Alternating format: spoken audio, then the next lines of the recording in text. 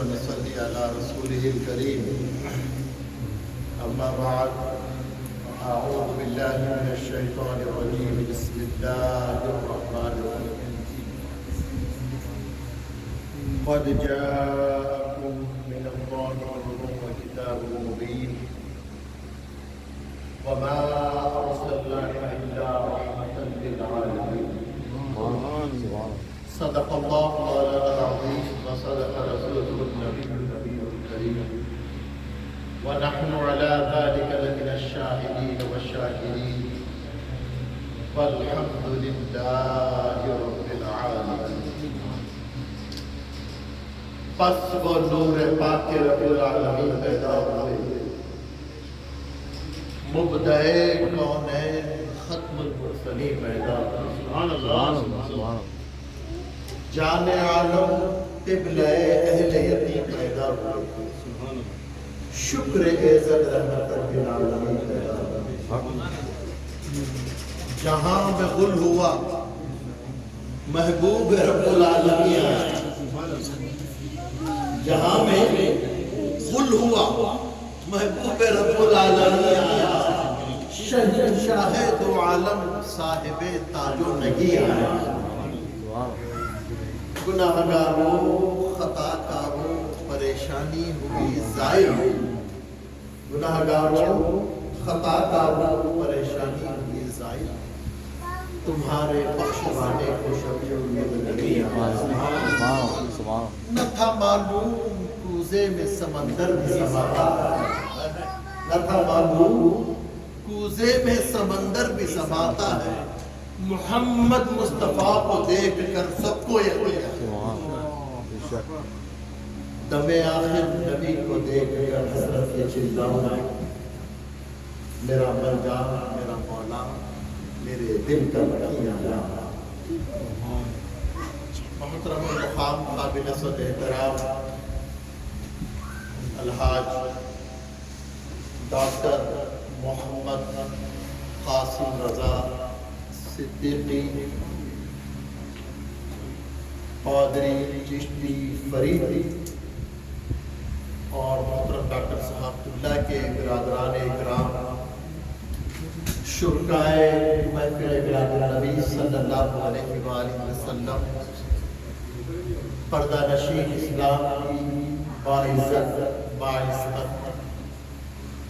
خواتین، آئیے محفل میلاد النبی صلی اللہ علیہ وآلہ وسلم میں اپنے محسن آقا و مولا حضور تاجدار مدینہ قرار قلب و سینہ پیارے مصطفیٰ جان رحمت صلی اللہ علیہ وآلہ وسلم کی بارگاہ عظمت میں کچھ نظرانہ عقیدت و غلامی پیش کرنے سے قبل حسب عادت و طریق اپنے آقا و مولا صلی اللہ علیہ وآلہ وسلم کی بارگاہ میں ایک مرتبہ نظرانہ درود شریف پیش کیجئے. اللہم صلی علی سیدنا و مولانا محمد و علی سیدنا و مولانا محمد و بارک وسلم.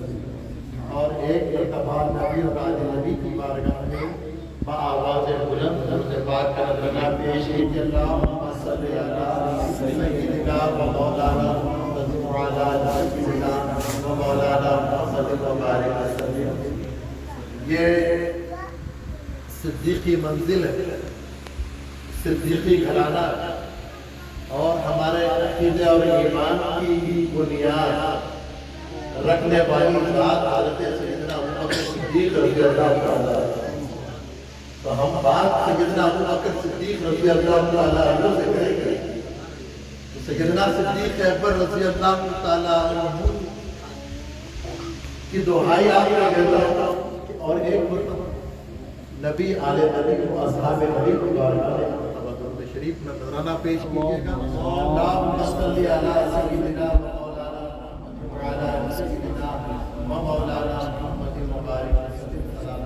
سلام علیک یا رسول اللہ و علی آلک و اصحابک یا رسول اللہ صلی اللہ علیہ وسلم. عزیزان گرامی، حضور شیخ الاسلام امام اہل سنت استاد صوفیاء و علماء استاد سلاطین دکت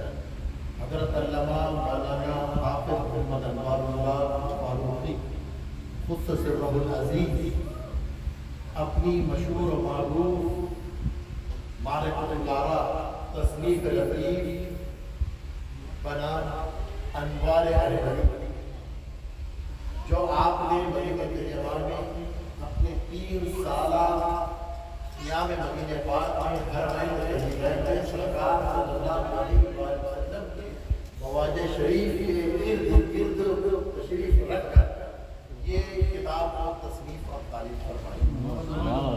اس کتاب انوار احمدی حضور شیخ الاسلام حافظ محمد انوار اللہ فاروقی خصوص سرہ العزیز حیدرآباد نے ایک حدیث پاک نقل فرمایا کہ اے درود پاک کے پڑھنے والوں، تمہارے لیے بڑی خوشخبری ہے کہ تم درود پڑھتے ہو لیکن تمہیں اندازہ نہیں ہے کہ تمہارا مقام و مرتبہ کیا ہے۔ جب بندہ مومن اپنے آقا و مولا کی بارگاہ میں درود پاک پیش کرتا ہے تو اللہ تبارک و تعالیٰ کے اذن سے ایک فرشتہ اس درود پاک کو لینے کے لیے زمین پر نازل ہوتا ہے۔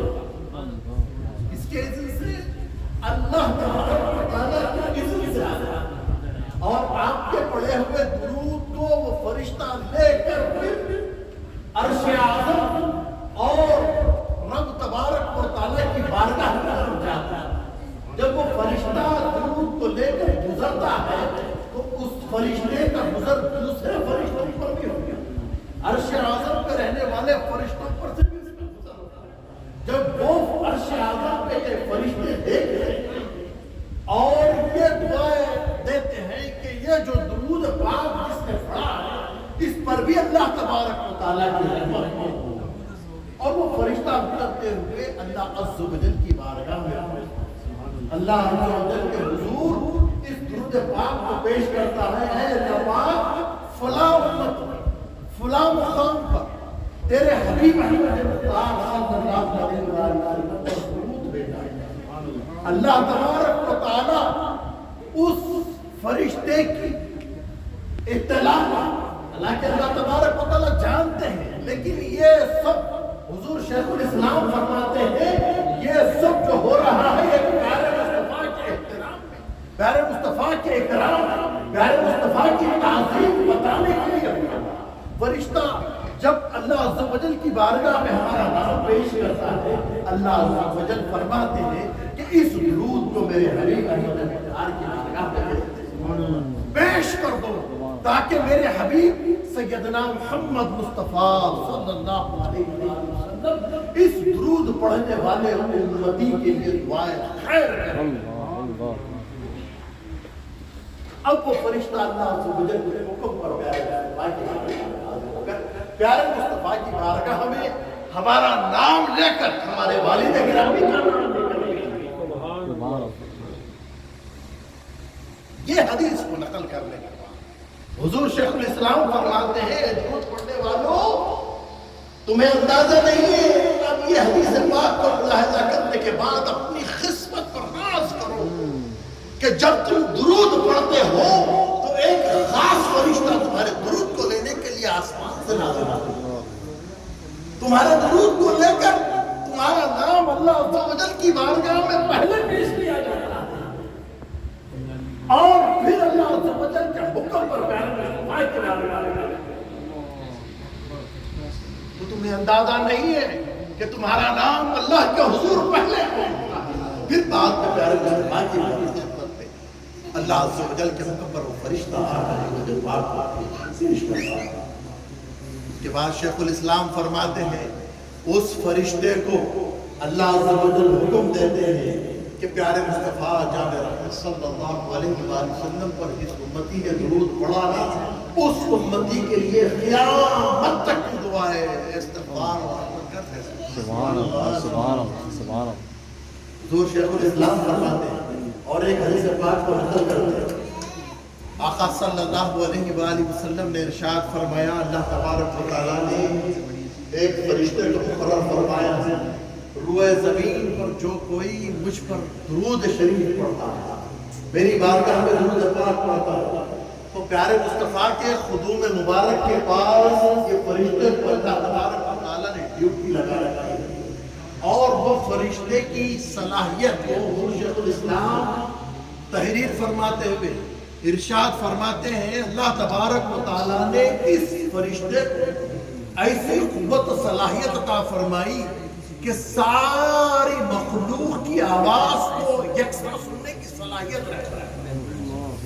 یعنی آپ ہم ایک ساتھ درود شریف پڑھ رہے ہیں اور نہ جانے دنیا جہاں میں ساری کائنات میں کون پیارے مصطفیٰ کی بارگاہ میں درود و سلام کے نذرانے پیش کر رہے ہیں، یکساں آواز میں وہ فرشتہ ان درود پڑھنے والوں کو جانتا بھی ہے اور ان کی بولیوں کو جانتا ہے، اور پیارے مصطفیٰ کی بارگاہ میں اس درود شریف کو پیش کرتا ہے۔ حضور شیخ الاسلام فرماتے ہیں کہ وہ لوگوں جان لو کہ اللہ تبارک و تعالیٰ کی جانب سے یہ جو خادم فرشتہ ہے، یہ جو فرشتہ ہے پیارے مصطفیٰ کی خدمت میں درود کو بھیج رہا ہے، یہ نہ سمجھنا کہ پیارے مصطفیٰ اس درود کو سن نہیں سکتے۔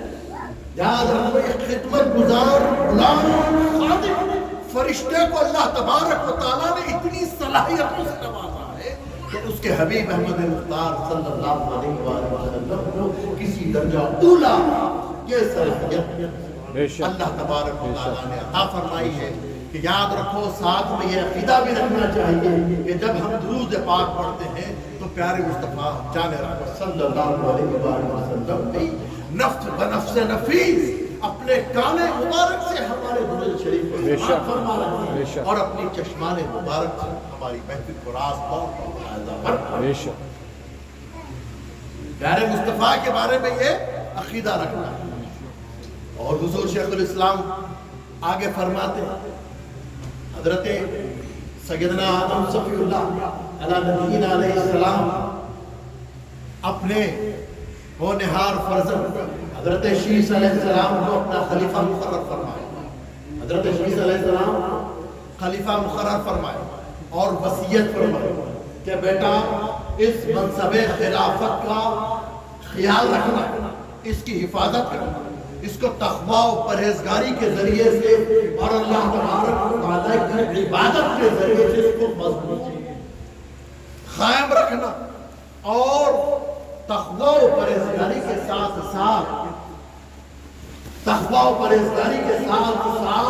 ضرور و ضرور ذکر محمد مصطفیٰ صلی اللہ علیہ وآلہ وسلم کرتے رہے۔ حضرت شیس علیہ السلام نے عرض کی، ابا حضور اللہ تبارک و تعالیٰ کی عبادت کرنا، تقوی اختیار کرنا، پرہیزگاری اختیار کرنا، یہ بات تو سمجھ میں آئی، لیکن یہ محمد صلی اللہ علیہ وآلہ وسلم کون ہے؟ حضرت آدم صلی اللہ علیہ السلام جو سب سے پہلے نبی ہیں، جو سب سے پہلے انسان ہیں، وہ اپنے فرزند حضرت شیس علیہ السلام کو فرماتے ہیں کہ بیٹا بات دراصل یہ ہے، جب میرا پتلا بنایا اور میرے میں روح ڈالی گئی، جب میرے میں جان آئی، میں نے جب آنکھیں کھولی تو ساقِ عرش پر میں نے دیکھا لا الہ الا اللہ محمد رسول اللہ، تو میں تبھی سمجھ گیا کہ اللہ تبارک و تعالیٰ کے نام اس میں گرامی کے ساتھ جو یہ ہستی ہے وہ سب کا نام محمد صلی اللہ علیہ وسلم، ضرور یہ ذات اللہ تبارک و تعالیٰ کی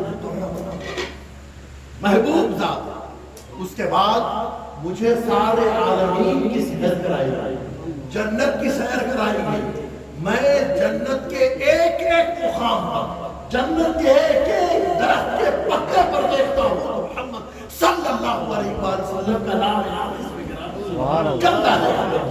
جنت کے برآمدوں پہ دیکھتے ہیں، جنت کے محلات کے دروازوں پر میں نے، جنت کی حوروں کی جبوئینوں پر اور ان کے پیشانیوں پر میں نے محمد صلی اللہ علیہ وسلم کے نام نامی اس میں گرامی کو میں نے ملاحظہ کیا۔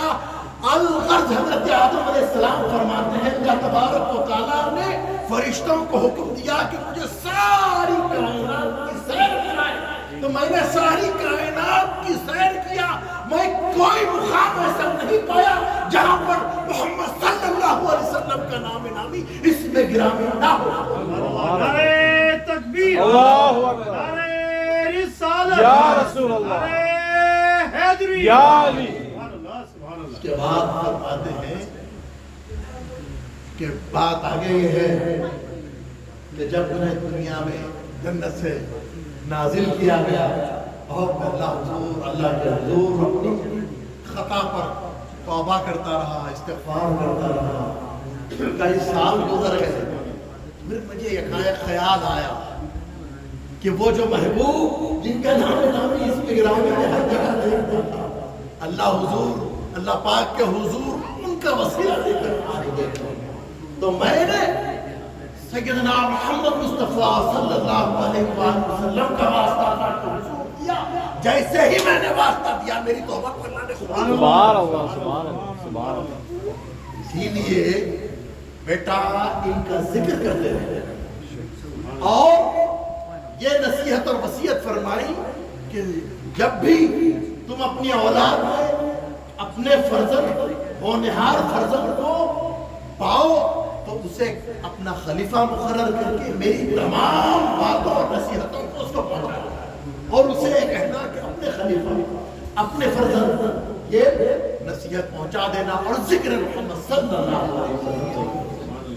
حضور شیخ الاسلام یہ تفصیلی حدیث بیان کرتے فرماتے ہیں کہ یہ حضرت سیدنا آدم علیہ السلام کا حکم ہے انسانوں تو جو وفادار ہوتا ہے، جو اپنے باپ کا وفادار ہوتا ہے وہ ذکر محمد ضرور کرتا ہے.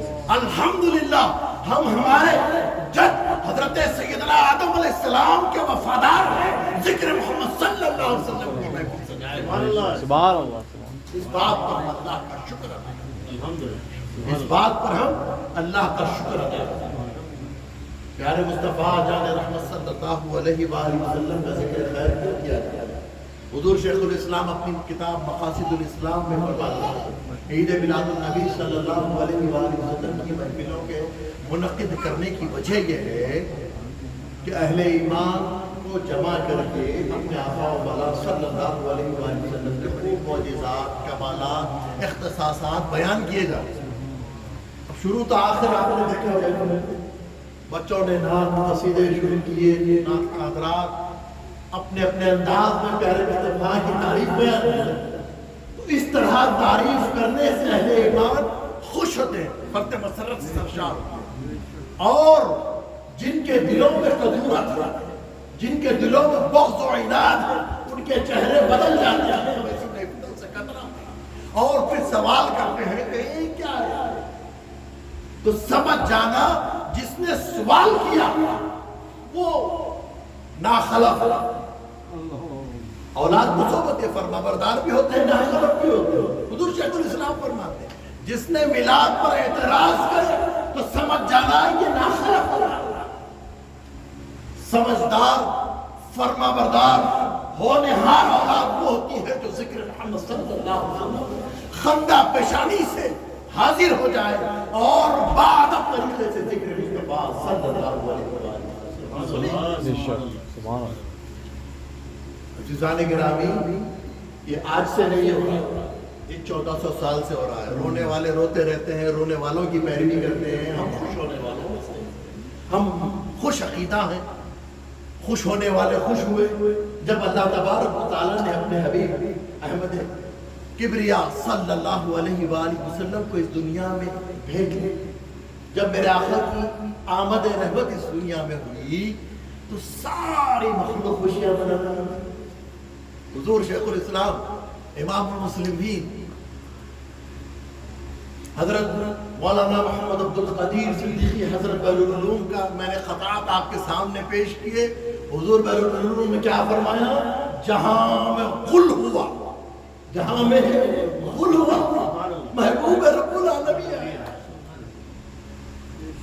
حدیث پاک میں آتا ہے کہ پیارے مصطفیٰ کی آمد شریف کا وقت وہ ساری کائنات میں غل ہوا، خوشی ہوئی، سب نغمات گا رہے تھے، فرشتوں کا نزول ہوا.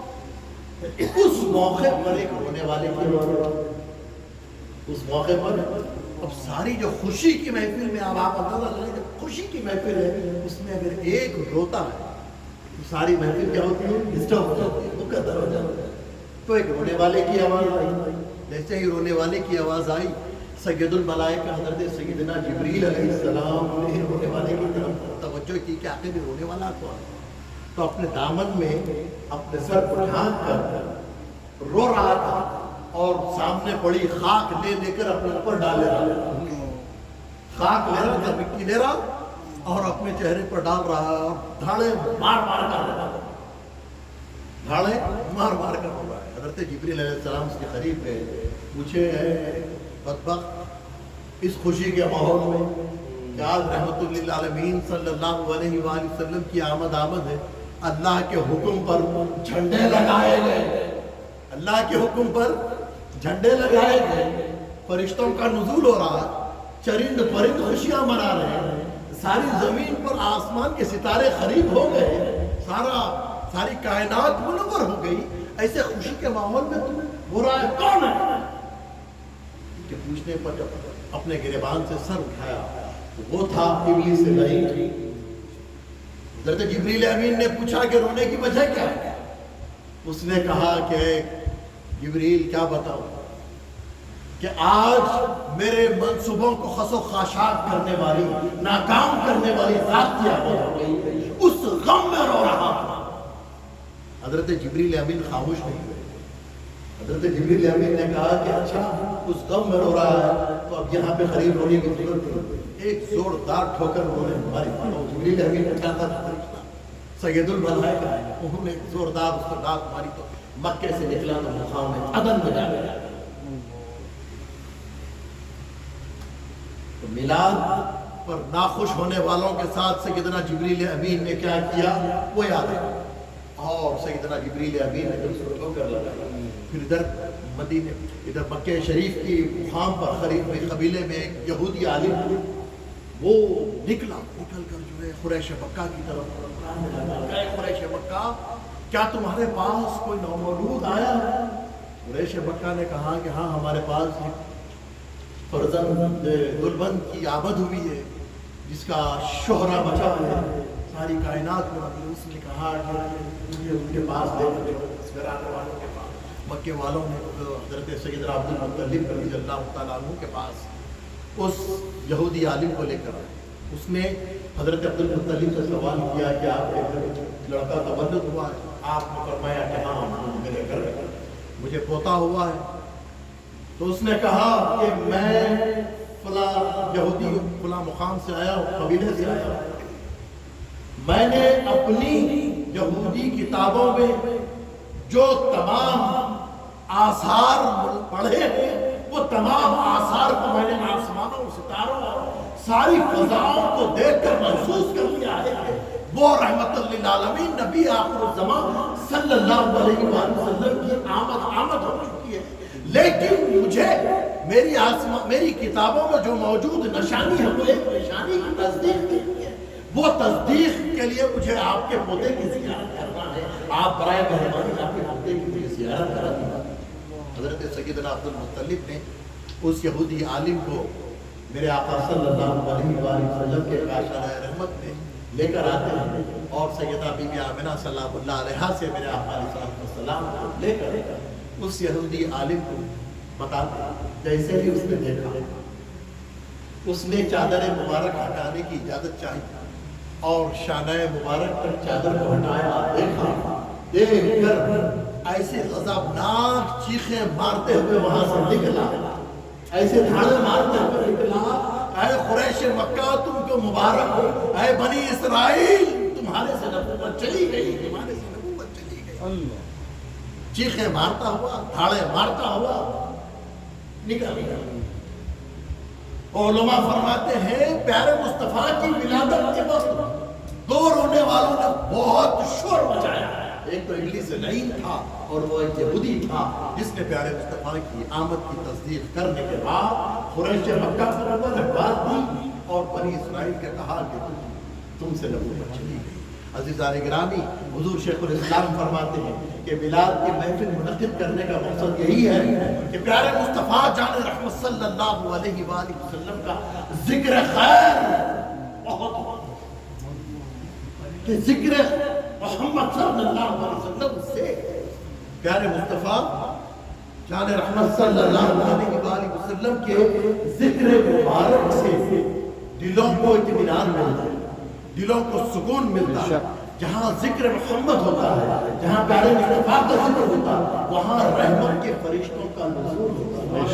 حضور شیخ الاسلام فرماتے ہیں، ایک حدیث کو نقل فرمایا، جہاں ذکر محمد صلی اللہ علیہ وسلم کی محفل ہوتی ہے، اللہ تبارک و تعالیٰ ایک فرشتوں کے قافلے انہیں ملک سیاحین کہتے ہیں، سیر کرنے والے فرشتے ہیں۔ ان کا کام یہ ہوتا ہے کہاں کہاں کوئی زمین میں کائنات میں ذکر محمد صلی اللہ علیہ وآلہ وسلم ہوتا ہے، وہاں آ کر رک جاتے ہیں، وہاں آ کر رک جاتے ہیں اور ساری محفل کو گھیر لیتے ہیں۔ اور پھر تھوڑی دیر کے بعد پھر ملک سیاحی کا اور ایک قافلہ فرشتوں کا گزرتا رہتا ہے، تو یہ جو آلریڈی گھیرے ہوئے فرشتے ہیں نا، وہ دوسرے قافلے والوں کو آواز دیتے ہیں، اے ملک سیاحین، اے سیر کرنے والے قافلے ادھر آؤ۔ ڈاکٹر قاسم رضا فریدی نے اپنے گھر میں ذکر محمد مصطفیٰ کی محفل سجائی ہے، تم بھی آ جاؤ۔ سبحان اللہ، سبحان اللہ۔ اور وہ فرشتے آتے ہیں، جب دیکھتے ہیں تو جگہ نہیں ملتی تو ان کے شانوں پر کھڑے ہو جاتے ہیں،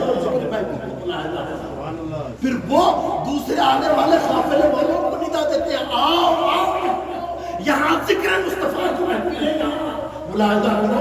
حضور شیخ الاسلام فرماتے ہیں یہ فرشتوں کی جو دیوار بنتی ہے، عمارت بنتی ہے، یہ فرشتے اتنی آتے ہیں کہ یہاں زمین سے لے کر اللہ سبحان اللہ، اور یہ فرشتے شروع تا آخر محفل کا ملاحظہ فرماتے ہیں، اور رب تبارک و تعالیٰ کا حضور ہم شرکائے محفل میلاد النبی صلی اللہ علیہ وسلم اور داعیے محفل میلاد النبی صلی اللہ علیہ وسلم کے لیے دعائیں خیر کرتے رہتے ہیں۔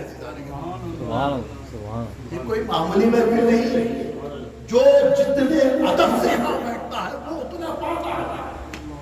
یہ ادب والوں کی محفل ہے، یہاں جتنے بادب بیٹھیں گے آپ حصہ پائیں گے، خوب خیرات پائیں گے، برکات پائیں گے، رحمت پائیں گے، نور پائیں گے۔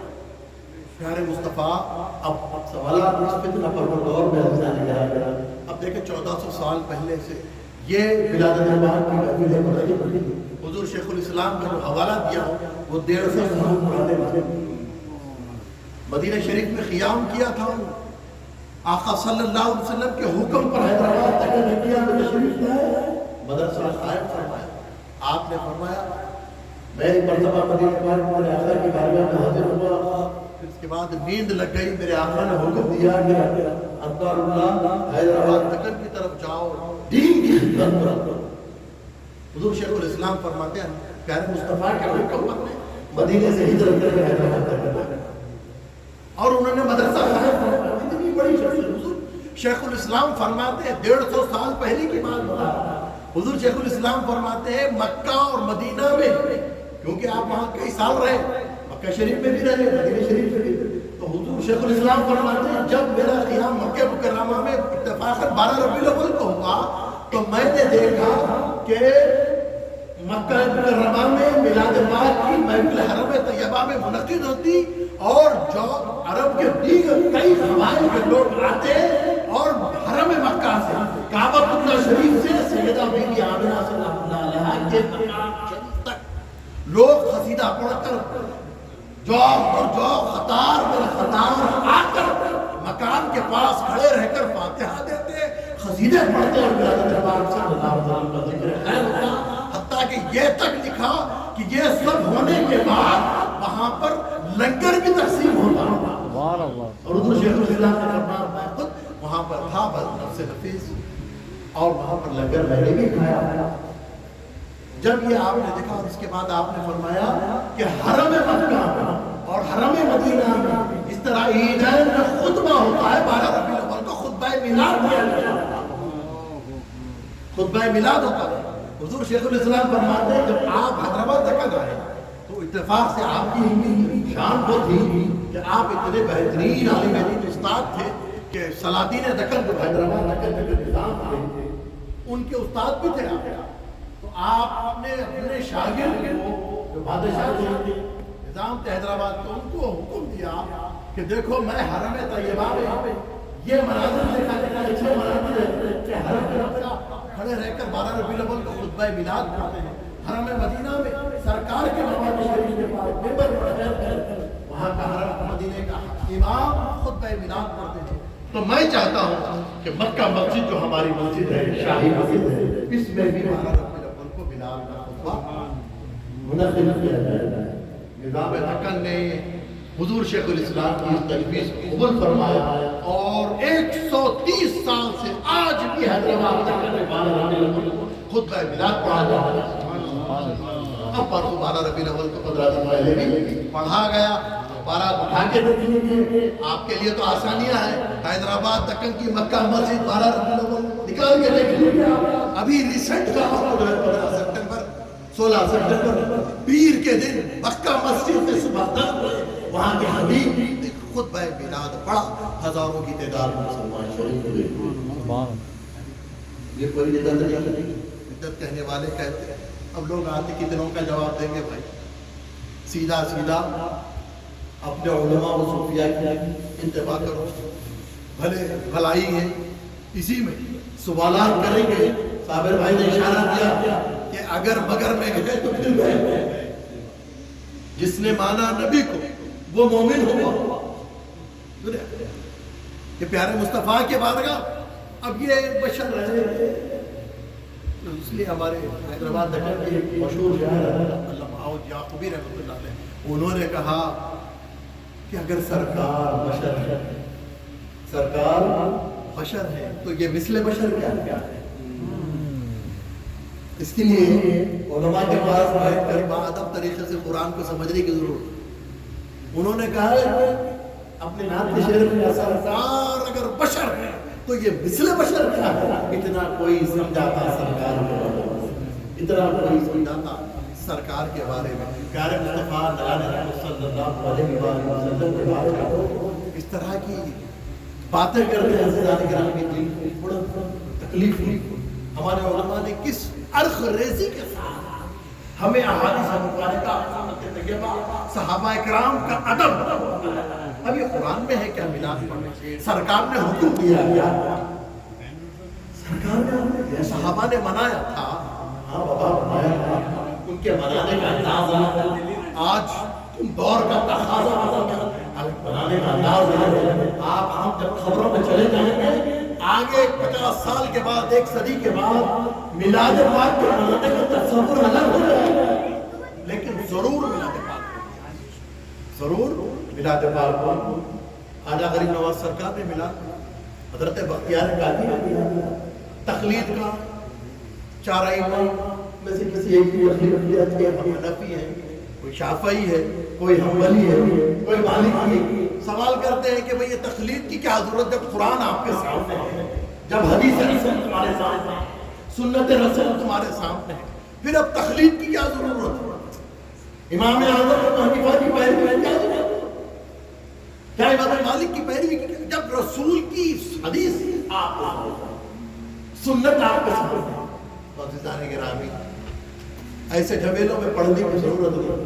صاف سیدھی بات آپ کے سامنے گوشہ گزار کر دیتا ہوں کہ 4 ائمہ ہیں فقہ میں, یہ 4 کے 4 حق پر ہمیں یہ تعلیم ہے کہ آپ حنفی ہیں تو ہم حنفی پیروی کرتے ہیں, لیکن ساتھ میں ہم امام شافعی کو بھی حق مانتے ہیں, سچ مانتے ہیں, امام مالک کو بھی حق مانتے ہیں, سچ مانتے ہیں, امام احمد حنبل کو بھی ہم حق مانتے ہیں, سچ کہ یہ بھی قرآن سے ہے, حدیث سے. شافعی بھی قرآن اور حدیث سے تھا, حنفی بھی قرآن اور حدیث سے, مالکی بھی قرآن اور حدیث سے, حنبلی بھی قرآن اور حدیث سے ہے. اب امت مسلمہ کو علماء کا یہ اجماع ہے کہ کسی ایک امام کی پیروی کرے, کسی ایک امام کی پیروی کرے. آپ راہ راست 4 اماموں کی آپ پیروی نہیں کر سکتے کیونکہ چاروں حق ہیں.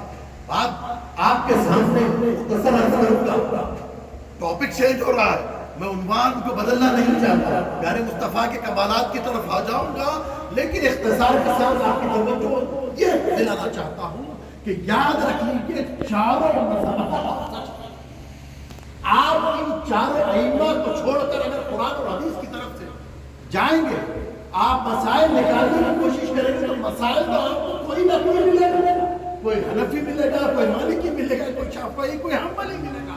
آپ کس کو پک کریں گے؟ اسی لیے فقہ میں کسی ایک کی تقلید نہیں ہے. اور تقلید کیوں کی جاتی ہے؟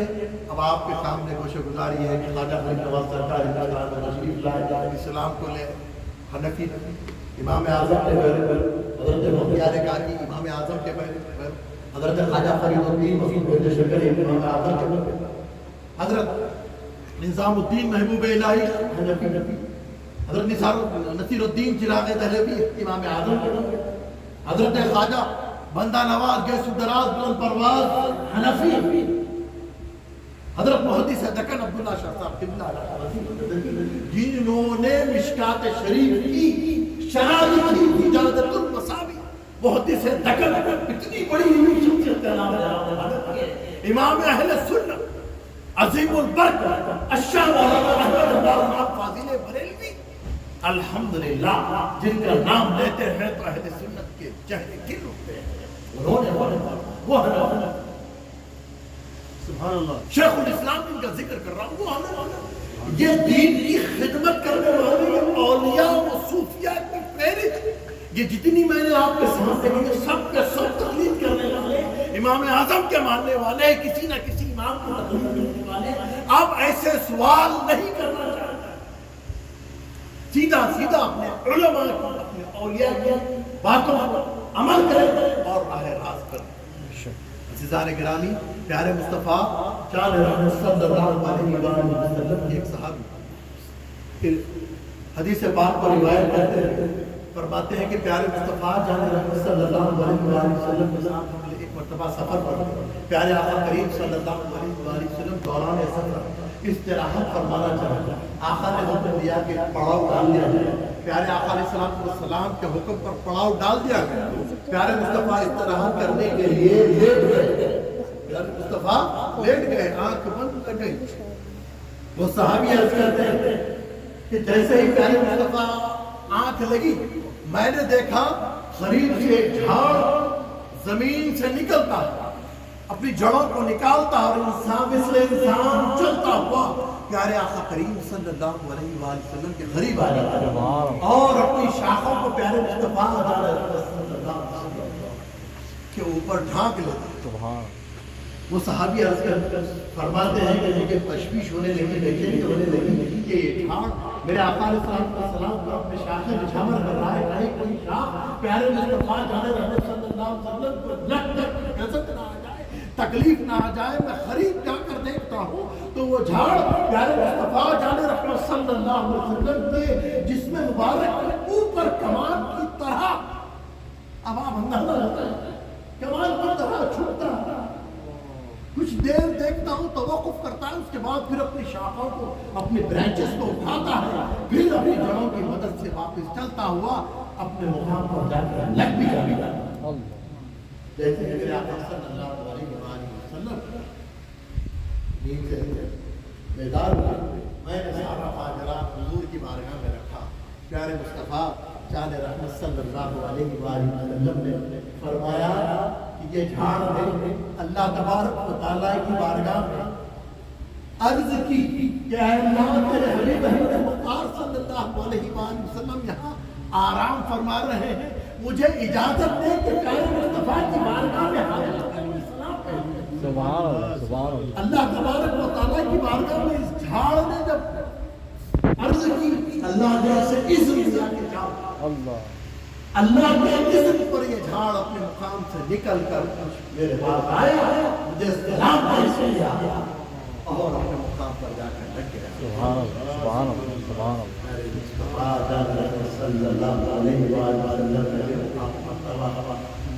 ابھی یہاں اگر میں جو چاہ کرے بغیر پیارے مصطفیٰ کو مان لینے اس طرح صحابہ نے مانا. حضرت سیدنا ابو بکر صدیق رضی اللہ تعالیٰ عنہ صحابہ کرام رضوان اللہ تعالیٰ اجمعین نے کیا تھا, وہ میلاد منانے کا اس دور میں میلاد منانے کا انداز الگ تھا. صحابہ کا میلاد کیسا تھا؟ حضرت عروہ بن مسعود رضی اللہ تعالیٰ عنہ کی زبانی حضرت عروہ بن مسعود ابھی اسلام نہیں لائے تھے، قریش مکہ کے سفیر بن کر آئے، قریش مکہ کے سفیر بن کر آئے۔ انہوں نے آ کر پیارے مصطفیٰ کے پاس ملاحظہ کیا کہ صلی اللہ علیہ وسلم ان کے ساتھ ہمارے لوگ ہیں، کیا کرتے ہیں، کیا واچ کرنے کے لیے آئے، کیونکہ قریش مکہ نے بھیجا کہ ذرا انکوائری کرو کیا کر رہے ہیں، کیا تیاری کر رہے ہیں، ہم حملہ کر رہے ہیں، کیا وہ دیکھنے کے لیے ملاحظہ کرنے کے لیے آئے۔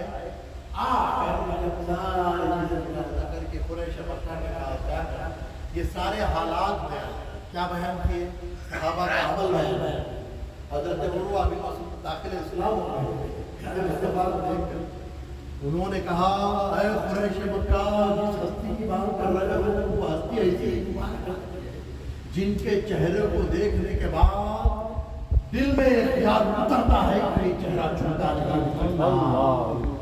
میں قیصر و کسریٰ کے درباروں میں گیا، حبشہ کے دربار میں کئی بادشاہوں کے دربار میں گیا، لیکن کسی بادشاہ کی ایسی قدر و منزلت، ایسا احترام، ایسا اکرام اس کے لوگ نہیں کرتے، اس کے درباری ایسا احترام نہیں کرتے جیسا احترام محمد مصطفیٰ صلی اللہ علیہ وسلم کے اسرار کرتے ہیں۔ قریش مکہ نے کہا کہ کیسا احترام، کیسا احترام، اے قریش مکہ سنو، ایسا احترام۔ جب سیدنا محمد مصطفیٰ صلی اللہ علیہ وآلہ وسلم وضو کرنے کے لیے بیٹھے، جب پانی پیش کیا جاتا، آپ کے دست مبارک میں پانی ڈالا جاتا، آپ کے دست مبارک سے گرنے والے پانی کے ایک قطرے کو کے عذاب زمین پر گرنے نہیں دیتے، سارے کا سارا پانی ان کے ہاتھ کے نیچے لاتے اور بنا بنا کر اس طرح لیتے اور وہ پانی کو اپنے چہروں پر بن لیتے۔ وضو کے ایک ایک عمل کو بہتر ہے۔ اب کیا کرتے ہیں وضو میں؟ ہاتھ دھونے کے بعد کلی کرتے ہیں۔ پیارے مصطفیٰ نے میرے پہلے مبارک میں پانی ڈالا، کلی کی تو صحابہ کرام ایسے چھپٹ پڑتے اور وہ کلی کیے ہوئے پانی کو اپنے بدنوں پر، اپنے کپڑوں پر، اپنے ہاتھوں میں لے کر من لیتے، اور ایسا منظر میں نے ملاحظہ کیا، معلوم ہو رہا ہے کہ آپس میں لڑ رہے ہیں۔ ایسے سبق اپنے میں اتنا ازدحام ہوتا کہ پیچھے والے صحابہ کوشش کرتے کہ ہمیں بھی ملے، اتنا ازدحام ہوتا کہ پیچھے جو رہ گئے موقع نہیں ملتا، تو وہ لوگ اپنے سامنے والے ساتھی کو کہتے کہ ذرا تمہارا تر ہاتھ مانے دے دو، تو وہ سامنے والے تر ہاتھ مانے، صحابی پیچھے والے کو ہاتھ دیتے، تو وہ پیچھے والا ان کے ہاتھ کو مس کر کر اپنے چہرے کو سبحان اللہ، سبحان اللہ، سبحان اللہ۔ اس کے بعد ناک میں پانی، عروہ بن مسعود فرماتے ہیں کہ ناک میں جو پانی، بینی مبارک جب آقا صلی اللہ علیہ وسلم نے دیکھا تو پھر وہی صحابہ کرام رضوان اللہ تعالیٰ علیہم اپنے ہاتھوں میں لیتے ہوئے چہروں پر، اپنے کپڑوں پر سارا یہ واقعہ عروہ بن مسعود نے بیان کیا۔ حضور آفتاب خطابت میں نے رہبر شریعت کو طریقہ فرماتے ہیں، یہ صحابہ کے ملان بنانے کا انداز، یہ صحابہ ہیں۔ اب آپ بتائیں قرآن میں تو نہیں ہوئی، اب یہ سوال کرنے والوں سے کہ آپ ریٹ مبارک نکالے، میری مبارک نکالے، کو جو ہے نکال کر کیا کیا جائے؟ وضو کا کلی کیا ہوا پانی کہاں؟ کیا پیارے مصطفیٰ نے فرمایا ان پوچھنے والوں سے پوچھو، سوال کرو، آپ بھی سوال کرنے کا یہ اسٹیمنا پیدا کریے، علم دین حاصل کریے، سوال کرنے والے کو کراس کوسچن کر کے آپ اس کو کاؤنٹر کریں، آپ اس کا پیچھا کریں، تعاقب کریں۔ جب نہیں سنتا ہے تو پھر بائیکاٹ، رشتے میں کوئی ہو جزانے کا، رشتے داریاں نہیں جزانا، ارے رشتے دار ہے، بڑا بھائی ہے، حضور سیدی آفتاب خطابت فرماتے ہیں کہ ہمارے رشتے خالو کو آلو بنا دینا، ماموں کو ماموں پری بناتے ہیں۔ حضور آفتاب خطابت فرماتے ہیں نہیں دیکھنا رشتے، ماں اگر آتی ہے سرکار کے خلاف تو ماں کو بھی چھوڑ دینا، ارے وہ ماں کے خطبوں کے نیچے جنت رکھنے والی ذات پیارے مصطفیٰ کی، قرآن میں حکم نہیں ہے ماں کے خطبوں کے نیچے جنت کون رکھے؟ پیارے مصطفیٰ نے اپنے لب مبارک پر چپی کہ ماں کے قدموں کے نیچے جنت ہے تو جنت ہوگی. سبحان اللہ. باپ کو فرمایا کہ باپ جنت کے دروازوں میں بیچ کا دروازہ ہے. باپ جنت کا دروازہ بن گیا. قرآن میں تو نہیں. پیارے مصطفیٰ کے لب مبارک سے نکلے ہوئے ماں کا مقام وہ بن گیا, باپ کا مقام وہ بن گیا. لیکن پیارے مصطفیٰ کا معاملہ آ جائے ماں باپ کو بھی قربان کر دینا پڑے. کہ فتح مکہ ہجرت سے پہلے مسلمانوں کو ہٹایا گیا, پیارے مصطفیٰ کو مجبور کیا گیا کہ ہجرت کریں. پیارے مصطفیٰ اللہ کے حکم پر ہجرت کرنے لگے. اللہ کے حکم پر گئے, مجبوری میں نہیں گئے. یہ مجبوری کی باتیں نہیں کرتے. حضرت عمر نے تلوار لہرایا. حضرت عمر نے حرم میں تلوار لہرایا اور تلوار لہرا کر کہا کہ یہ عمر بن خطاب ہے, پیارے مصطفیٰ کے حکم پر ہجرت کر رہا ہے. پیارے مصطفیٰ کے حکم پر مکے سے مدینہ ہجرت کسی سے ڈر کے نہیں کر رہا ہے. کوئی اپنی ماں کو رولانا چاہتا ہے تو عمر کی تلوار کے سامنے ہے. کوئی اپنی بیوی کو بیوہ کرنا چاہتا ہے, عمر کی تلوار کے سامنے ہے. کوئی اپنے بچوں کو یتیم کرنا چاہتا ہے تو عمر کی تلوار کے سامنے. اس دلری بہادری کے ساتھ حکم رسول کی اتباع میں ہجرت کی ہے حضرت عمر فاروق رضی اللہ عنہ.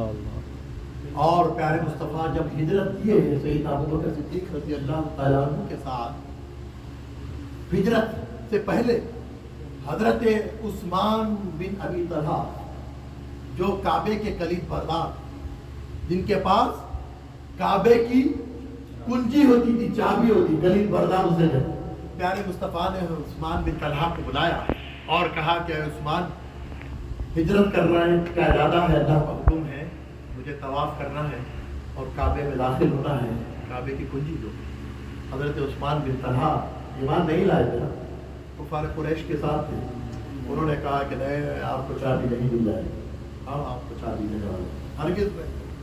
پیارے مصطفیٰ نے فرمایا اے عثمان یاد رکھنا ایک وقت آئے گا, ایک وقت آئے گا میں کنجی تم سے طلب کروں. اب نہیں دے رہا. پیارے مصطفیٰ کا اختیار دیکھیے.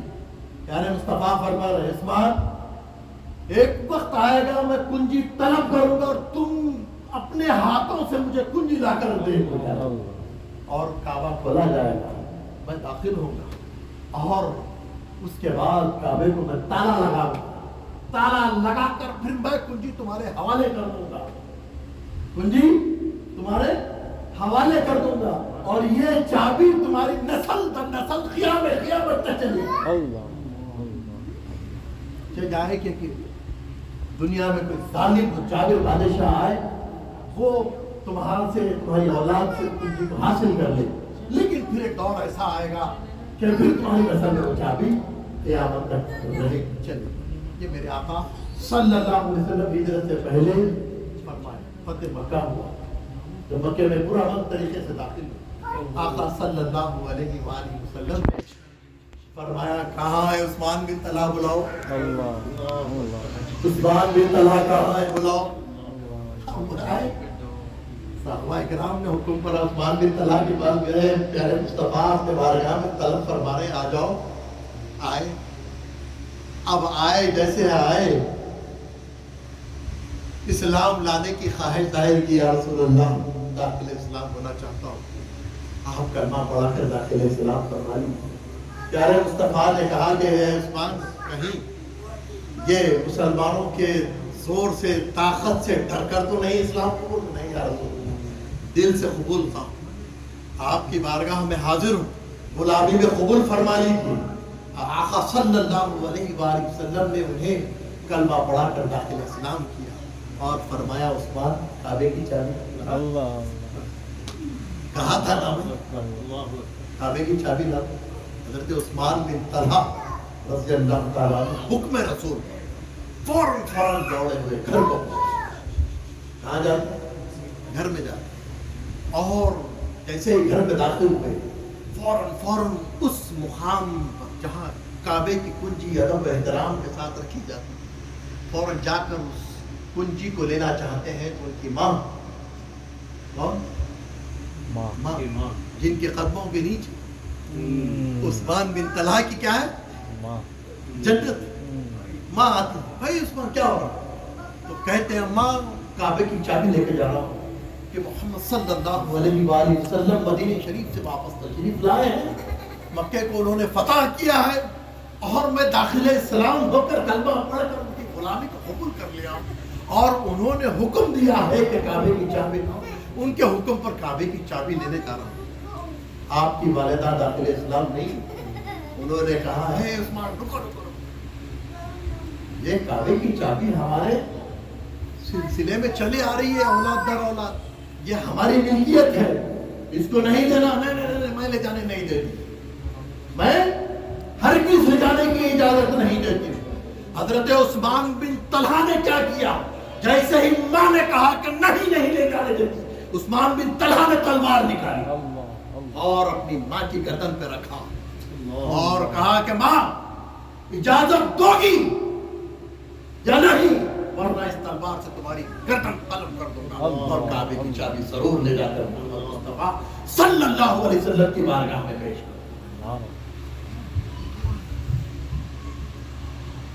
ماں گھبرا گئی، جان تو پیاری دیکھی، ان کو تو معلوم تھا کہ بیٹا یہاں تک پہنچ گیا ہے، تلوار نکل گئی گردن پر، اب اگر میں منع کروں تو مجھے ڈھیر کر دے گا، چابی تو لے جائے گا۔ انہوں نے عافیت سمجھی کہ بیٹا ٹھیک ہے، لے کعبے کی چابی لائے۔ پیارے مصطفیٰ نے فرمایا عثمان دیر کیوں ہوئی؟ عرض کی یا رسول اللہ معاملہ ایسا ہے کہ ماں روک رہی تھی تو پھر مجھے تلوار نکالنا پڑا اور پھر ان سے چابی حاصل کر کے آیا۔ پورے مراسم ادا ہوئے، اب آپ کو تفصیلات میں لے جاتا نہیں کیونکہ بتوں کو توڑا گیا، کعبے کو صاف کیا گیا، پھر کعبے کو جب پورے مراسم طے کرنے کے بعد لاک کیا گیا، حضرت عثمان بن طلحہ کو واپس کنجی دے دی گئی۔ عثمان بن طلحہ خوشی لے کر اپنے گھر کو چلے گئے۔ جب ماں کو بتایا کہ ماں پیارے مصطفیٰ نے یہ فرمایا کہ یہ کنجی میری اولاد در اولاد قیامت تک ہماری نسل میں رہے گی، پھر ان کی والدہ کو اللہ تبارک و تعالیٰ نے دولت ایمان سے مشرف فرمایا، صحابیت کے مرتبے کی۔ ہم سے رشتہ داریوں کی بات کرتے ہیں، جگہ بدر ہوئی، حضرت بدر میں حضرت عمر رضی اللہ تعالیٰ عنہ کا سگا ماموں سامنے آ گیا، حضرت عمر نے گردن اتاری اور سر رسول اللہ صلی اللہ علیہ وسلم کے سامنے رکھا، یا رسول اللہ آپ کا گستاخ تھا، اس کا سر قلم کر دیا۔ پیارے مصطفیٰ نے فرمایا عمر یہ تو تمہارا ماموں ہے، یا رسول اللہ آپ کی شان میں گستاخی بتا، تو میں نے کام تمام کر دیا۔ ہمارے پاس تاریخ ہے عزیزان گرامی، ہمارے پاس رشتہ داریاں مت گنیے، بھائی چچا ماموں، ایمان کی بات کرتے ہیں، محبت کی بات کرتے ہیں، ادب رسول کی بات کرتے ہیں، تعظیم رسول کی بات کرتے ہیں، تو ویسی ماں کے قدم کے نیچے جنت ہے، ویسی ماں کے قدم کا ہم لے کر سروں پہ لگا لینا ہمارے لیے فخر کا ہے، ایسے باپ کی خدمت کرنا ہمارے لیے اعزاز ہے، ایسے بھائی کا اکرام کرنا ہمارے لیے باعث فخر ہے، ایسے چچا اور ماموں جو پیارے مصطفیٰ کی محبت اور ادب کی بات کرتے ہیں، ایسے رشتہ داروں کی ہم تعظیم کرنا، ادب کرنا، احترام کرنا، ایسے رشتہ داروں کی جو دین سے پھر گئے۔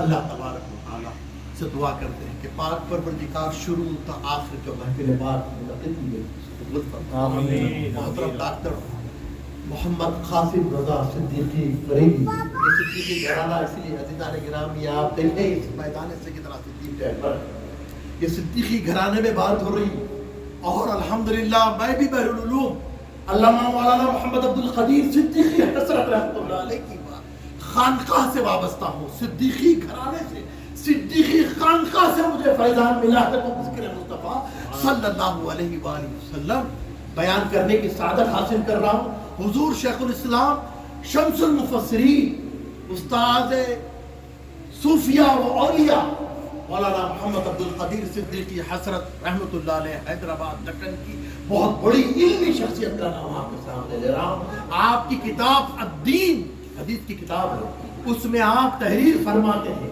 آخری پیام آپ کو دیتے ہوئے اپنی گفتگو کو ختم کرتا ہوں۔ حضور بحر العلوم فرماتے ہیں کہ اے اہل ایمان، پیارے مصطفیٰ کی آمد کی اور نبوت کی خوشی مناؤ۔ پیارے مصطفیٰ کی آمد کی اور نبوت کی خوشی مناؤ اس شان سے کہ اس کے شاعن شان کہ محفل منعقد کر کے پیارے مصطفیٰ کا خوب ذکر کرو اور جو آئے ہوئے ہیں ان کو کہو عید میلاد النبی، عیدوں کی عید، عید الاعیاد مبارک ہو، مبارک ہو۔ سبحان اللہ سبحان اللہ حضور بحر العلوم نے حکم فرمایا، سبحان اللہ میں تو ان کے ایک ایک لفظ کو حکم مانتا ہوں۔ حضور بحر العلوم فرماتے ہیں اہل ایمان کو کہو عیدوں کی عید، یعنی بڑی عید، چھوٹی عید، چھوٹی رمضان کی عید، بقر عید، یہ بھی عید نہ ہوتی اگر یہ عید نہ ہوتی، یہ اصل عید ہے، عیدوں کی عید۔ حضور بحر العلوم کے حکم پر میں آپ کی خدمت میں ڈاکٹر صاحب کی وساطت سے جشن عید میلاد النبی صلی اللہ علیہ وآلہ وسلم عیدوں کی عید کی مبارکباد پیش کرتا ہوں۔ اور حضور بحر العلوم فرماتے ہیں کہ اس طرح مبارکباد دے کر خوشی مناؤ، جلنے والے جلتے رہے۔ حضور کیا فرما رہے ہیں؟ جلنے والے جلتے رہتے ہیں، تم اپنا کام کرتے رہو، تم اپنا کام کر دو۔ بولنے والے بولتے رہتے، اعتراض کرنے والے اعتراض کرتے، جو اعتراض کی رہا اس کو اپنے ایسے محافل میں بلائیے بھی۔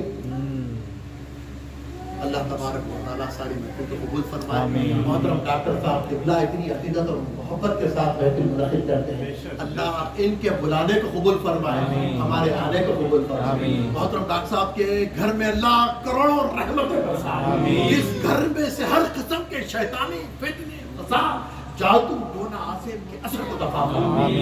جتنے آئے ہیں ہر ایک کے گھر میں اللہ اس محفل کی نورانیت کا، رحمت کا صدقہ عنایت فرمائے۔ ہمارے گھروں سے بھی اللہ شیطانی فتنے، فساد، جادو، ٹونا، آسیب کے اثر کو دفع فرمائے۔ محترم ڈاکٹر صاحب قبلہ کے جتنے افراد خاندان ہیں، بھائیاں ہیں، بہنیں ہیں، جتنے افراد خاندان ہیں، جتنے شرکاء محفل آئے ہیں، ہر ایک کی پریشانی اور مصیبت کو، بیماری کو محترم ڈاکٹر صاحب کے اہل خانہ کو اللہ خصوصی اللہ کرم فرمائے، انہیں صحت عطا فرمائے۔ اتنا میلاد کا لنگر گھر میں بنتا ہے، سب گھر میں بناتے ہیں۔ آپ دیکھ رہے ہیں محافل میلاد منعقد ہو رہی ہیں، لوگ ہوٹلوں سے، ریسٹورنٹ سے ایزیلی آرڈر کرتے ہیں، ٹرے آ جاتی ہے، لوگ چلے جاتے ہیں۔ عزیزان گرامی، اپنے ہاتھوں سے محنت کر کے بھی لنگر بنائے، ذرا پیارے مصطفیٰ کی میلاد کا لنگر ہے، اپنے ہاتھوں سے بنائے۔ ڈاکٹر صاحب کے اہل خانہ کو ایک کریڈٹ جاتا ہے، انہوں یہ کمیونٹی کے لیے ایک پیغام دے رہے ہیں کہ اپنے آقا و مولا کی میلاد کا جو جشن مناتے ہیں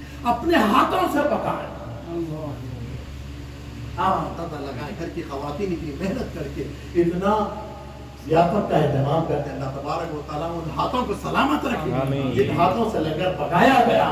اللہ پاک پروردگار اس گھر میں خصوصی برکت عطا فرمائے۔ وصلی اللہ تعالیٰ علی خیر خلق محمد وعلی آلہ وصحبہ اجمعین، والحمد للہ رب العالمین۔